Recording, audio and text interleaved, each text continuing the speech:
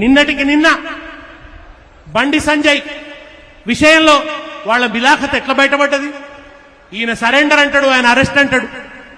ఇద్దరు కలిసి నవరాత్రి పూజా మహిమ నాటకం నడిపిండ్రు. మనం పరిపాలనలో ఉన్నప్పుడు మిషన్ భగీరథ, ఇవాళ రేవంత్ రెడ్డి నడిపింది బచావో భగీరథ. బచావో భగీరథ డ్రామా నడిపారు ఇద్దరు కలిసి.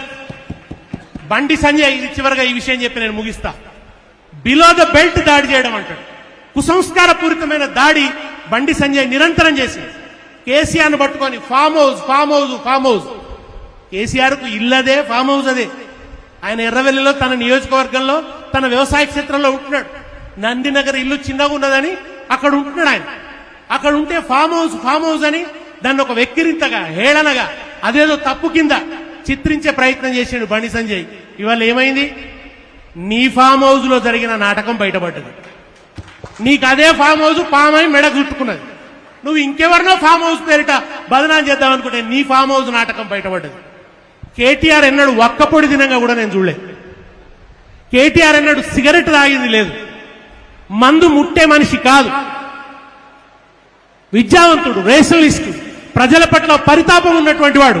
ఆయనను పట్టుకొని డ్రగ్స్ డ్రగ్స్ డ్రగ్స్ అని ఒక దుర్మార్గమైన ప్రచారం, ఓ బట్టగాల్చి మీదేసే ప్రచారం. ఇవాళ అసలు డ్రగ్స్ ఎవరిని బయటపడ్డది? డ్రగ్స్ ఎక్కడ బయటపడ్డాయి? ఇవాళ ఎవరి కేసులో డ్రగ్స్ ఇన్వాల్వ్ అయి ఉన్నాయి? చివరికి పుట్టుకల గురించి మాట్లాడినాడు. అంతకంటే అసహ్యమైన చర్చ ఇంకోటి ఉండదు. హైందవ సంస్కృతికి ప్రతినిధులు అని చెప్పుకునే వాళ్ళు స్త్రీలను అవమానిస్తూ మహిళల ఆత్మగౌరవాన్ని దెబ్బకొడుతూ పుట్టుకల గురించి మాట్లాడాడు. కానీ చివరికి ఏమైంది? తండ్రిగా నా పేరు చెప్పొద్దు అని ఆర్డర్ తెచ్చుకున్నాడు. పుట్టుకల గురించి మాట్లాడిన నువ్వు ఆ ఆర్డర్ తెచ్చుకోవాల్సిన గతి పట్టింది. కనుక రాజకీయపరమైన దాడి ఉండాలి, అంతే తప్ప